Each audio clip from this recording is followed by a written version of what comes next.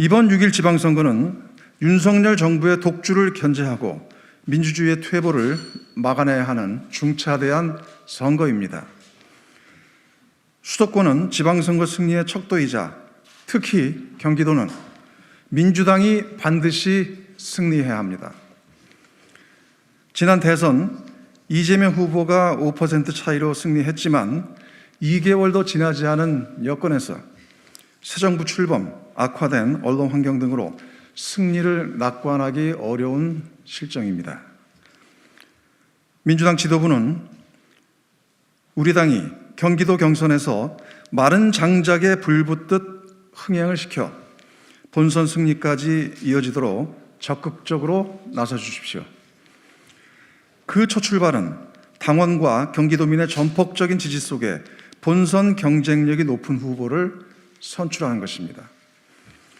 공정한 경쟁과 흥행으로 국민에게 감동과 희망을 주는 경선이 돼야 합니다. 후보 등록까지 38일밖에 남지 않은 상황에서 국민의 마음을 이끌어내는 경선이 되어야 합니다. 우리 당과 합당을 선언한 새로운 물결 김동연 대표의 경기도지사 출마 선언 이후 경선 룰 변경에 대한 논쟁이 불거지고 있습니다. 김동연 대표는 당이 결정하면 쿨하게 수용하겠다고 했지만 권리당원 투표 50%, 여론조사 50%의 구조는 본인에게 매우 불리하다는 의견을 직간접적으로 피력하고 있습니다.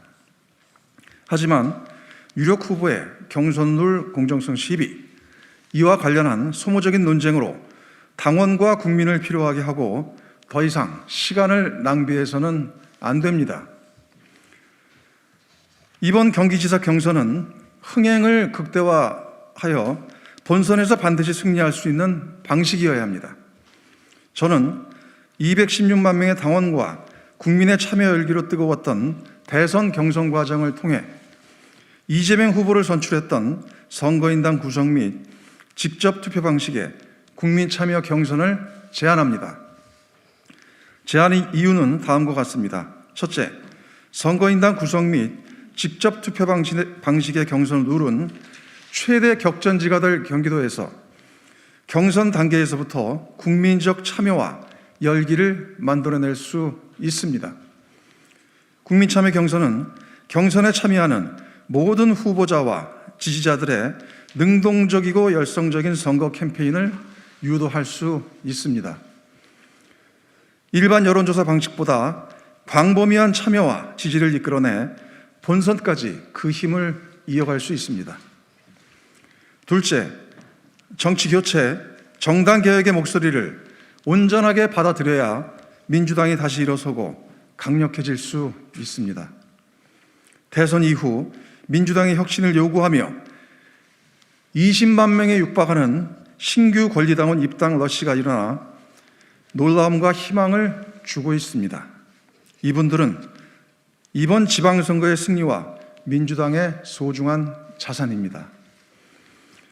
개혁의 딸, 양심적 아들, 개혁의 언니, 개혁의 삼촌, 개혁의 이모 등 이분들이 투표에 참여할 기회를 활짝 열어주어야 합니다.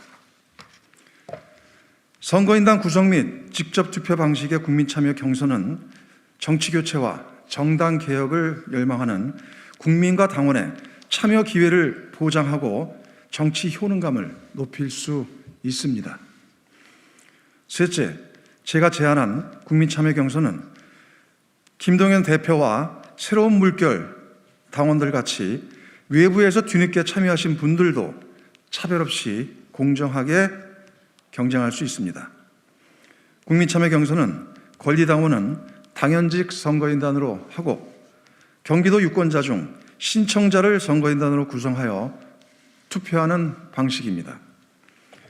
수십만 명 이상의 선거인단에 뜨거운 열기로 경선 흥행을 만들고 본선의 경쟁력으로 이어져 우리 당 승리의 밑거름이 될 것입니다.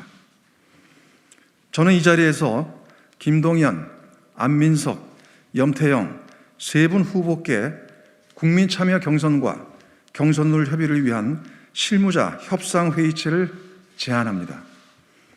또한 김동연 새물결 대표는 합당 절차를 조속히 마무리하고 민주당 후보로 경선에 참여 여부를 분명히 밝혀주시기 바랍니다. 이번 주 금요일까지 후보들이 경선 룰에 합의하지 못한다면 공관위의 결정을 조건 없이 수용하자는 것도 제안합니다.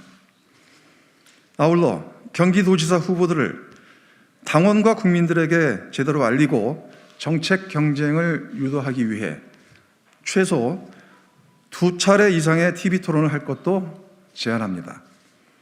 후보의 정책과 비전, 자질 검증이 제대로 이루어져야 본선 승리를 이끌어낼 수 있습니다.